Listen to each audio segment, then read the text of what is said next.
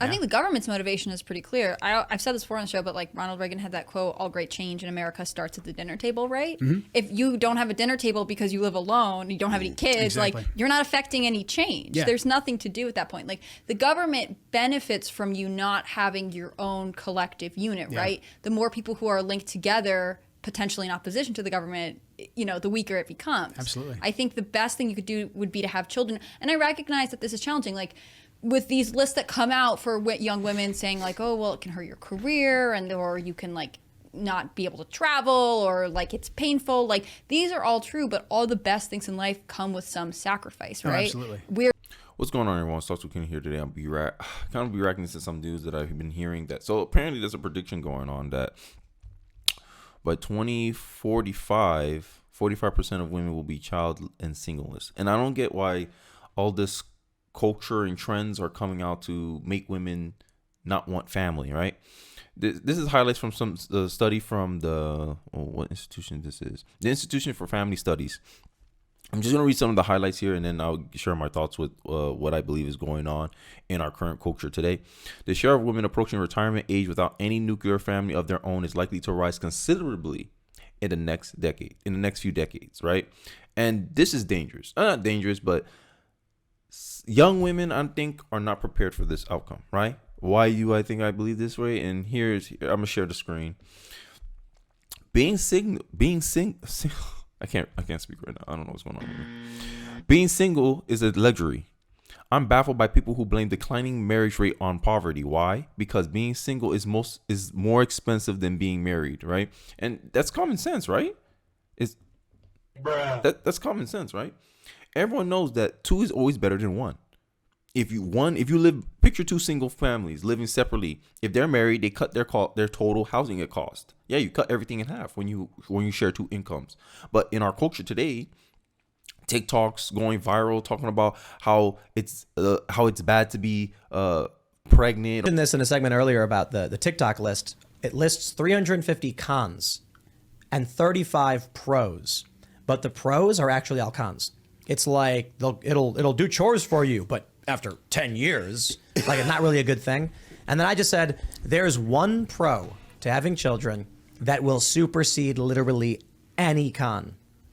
You could write that you will crap the bed for 3 weeks when you're about to have a baby, and that is not nearly as bad as what will come if you don't. And that is the singular pro is that on your deathbed, there will be a human being sitting next to you, holding your hand, telling you they love you, thank you for everything.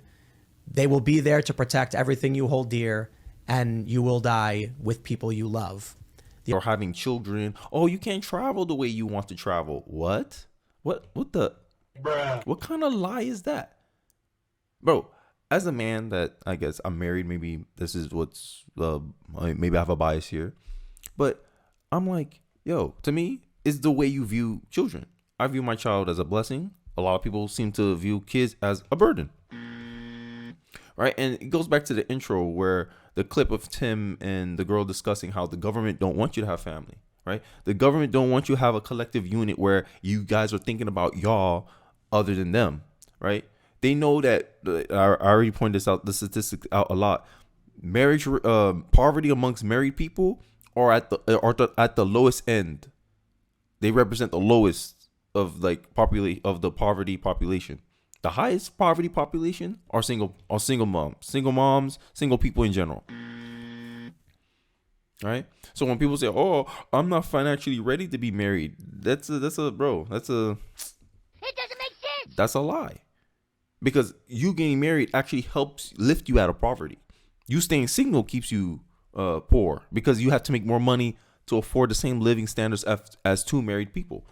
That's common sense, right? Or that's a nope. Let me know in the comment section. But that makes sense to me, right? Family. This is why I'm so pro family. Because at the end of the day, families, you tied to them forever, regardless if you talk to them, you don't talk to them. It doesn't matter.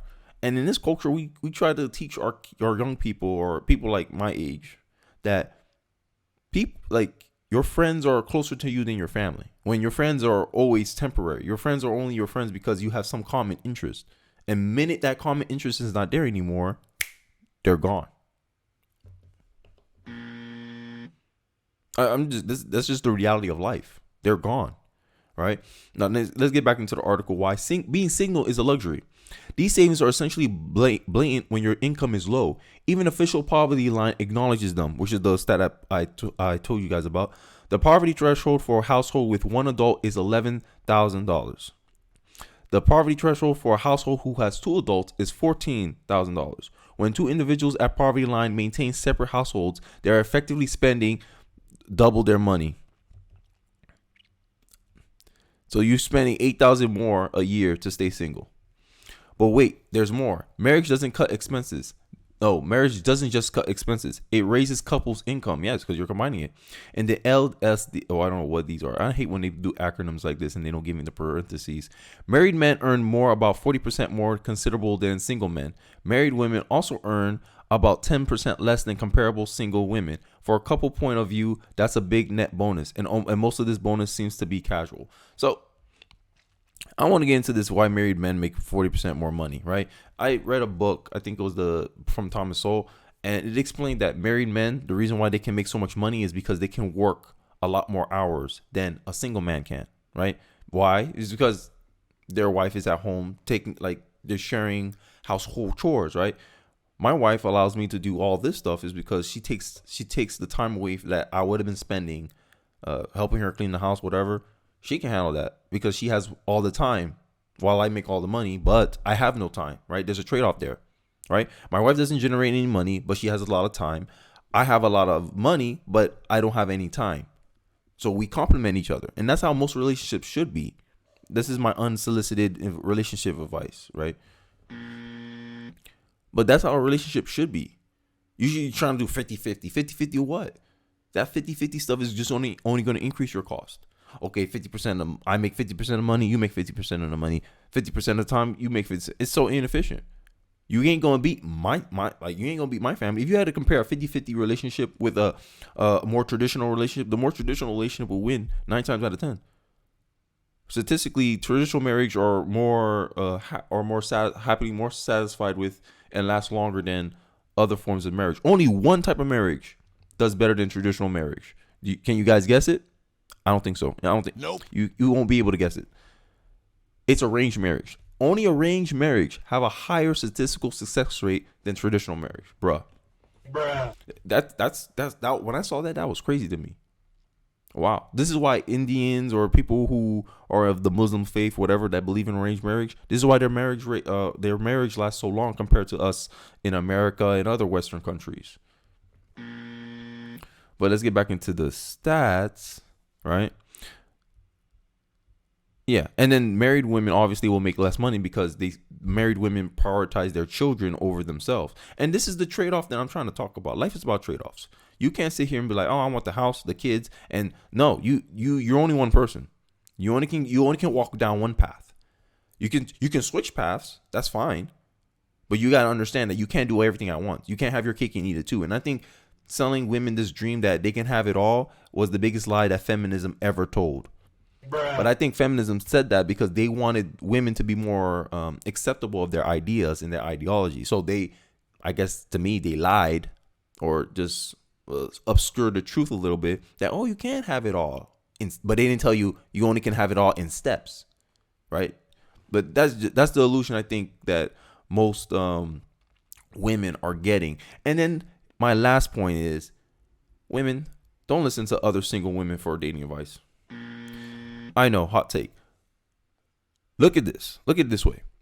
From what I read, from all the videos I've seen, a lot of women keep each other single. Men don't actually want relationships. Okay. You wanted equality, and now you're complaining that they don't want to be in a relationship with you. Equality also means the same. And since these men are not gay, why would they want to be in a relationship with another man? So you got your equality, and now they don't want to be in a relationship with you because you bring nothing to the table. You're basically men. They use you for one thing now. Of course they do, because that's what makes them not gay. But everything else, you're just like a guy. So they don't want to be in a relationship with a guy, otherwise they would be gay. And since they're not, they don't want to be in a relationship with you. You're not respectful, you don't give them peace. Maybe try being kind and sweet and nice, and don't bring drama into their lives. I don't know if it's like just a, oh, I want my friend all to myself thing. I don't know. It's just the blind leading the blind, which I think that's the case. The blind leading the blind, right? Like, if your friend is single, if she was so good at relationships, why your friend's not in a relationship? It doesn't make sense. And I don't want to hear no. How dare you? Y'all say, oh, there's a lot of single people that can give good advice. Well, my thing is, if your friend doesn't have a track record of having like healthy relationships, right? She's always complaining about her ex. She's always saying her baby daddy ain't ish. That's not the type of person you should get dating advice from, because the only thing, here's how I put it. The only thing they can guarantee to you is that you'll end up the same way as them. That's it. All the traumas, because at the end of the day, they're doing something. It may not be 100% responsible for their relationship, but they're 50% at least responsible, right? Because at the end of the day, it's a push and pull, cause and effect. You do something, reaction. You react, cause. They played a part into that. And the biggest question to know if this person knows what they're talking about is ask, okay, what did you do wrong in your last relationship? There's some women nowadays, especially if you're a young woman, there's a lot of women that has never been in a relationship and they're giving dating advice. All they know how to do is date. Will act like, oh, well, I just never met the person or whatever else. Like, maybe, but also, like, did you try to be the person for someone else? Did you try to be someone who was ready to have a family? Like, it doesn't have to be something you put crazy pressure on yourself, but you have to want these things. They're not just going to be given to you. That's a great point. A lot of people don't date with intention. If they're like me, if they're dating people, if they're dating for fun or whatever. If you're looking to have a family, then you should be dating like you're looking to have a family. Yeah. Date, use men for food calls, and that's about it. Dating, a lot of young men are getting kind of repelled against dating because a lot of these women are using dates to just feed their lifestyle. Because, like this article said, being single, I can't say single for some reason. Being single is a luxury, and it is very expensive to be single.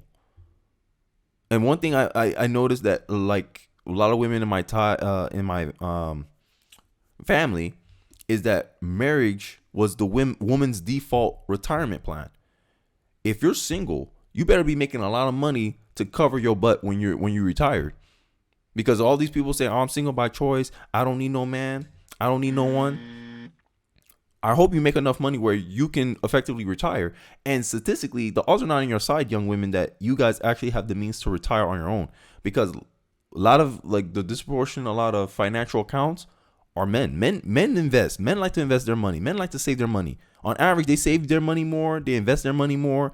Women, y'all need to catch up if y'all want to retire by yourselves. If y'all want to be single, because with inflation increasing because of y'all boy Joe Biden, right? Which statistically, majority of single women vote Democrat. Joe Biden and his inflation, y'all better become good financial planners. Because it's all on you, right? If you want 100% authority, hey, I'm single, I do what I want, I don't need no man, then you have also 100% responsibility. And it's your responsibility to be able to take care of yourself, which is not the case. Bruh. Because y'all go and vote Democrat, and y'all want to expect the Democratic Party, the state, to take care of you. And then the state's going to realize, damn, all these single women on our tax dole, because single moms historically has had the higher usage rate of welfare programs. So with that in mind, the state's going to look at y'all like, damn, how are we going to take care of all of them? And majority of the people who pay taxes are men. So in an event, you still need men.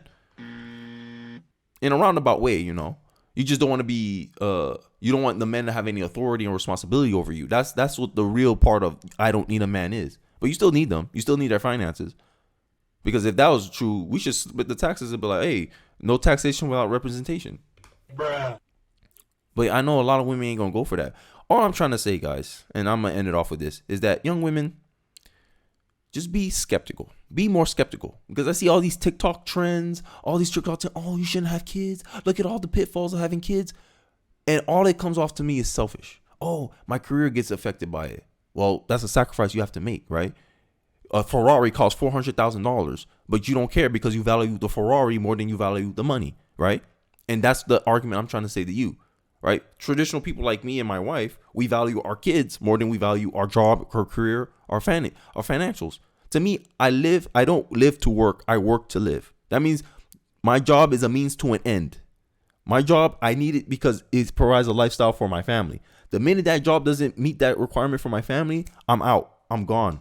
I'm going to that job.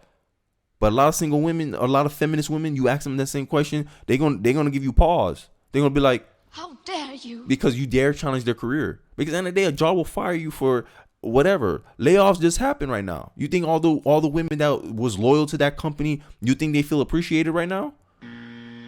End of the day, men, women, we're all dependent on something. Because as humans, we're social creatures. So when people try to put this air of, oh, I don't need nobody, cap. I don't know. But let me know your thoughts in the comment section below. Do you agree, disagree? Let me know in the comment section. I'm really interested in hearing. And don't forget to like, comment, subscribe. I'll see you guys on the next one. Peace.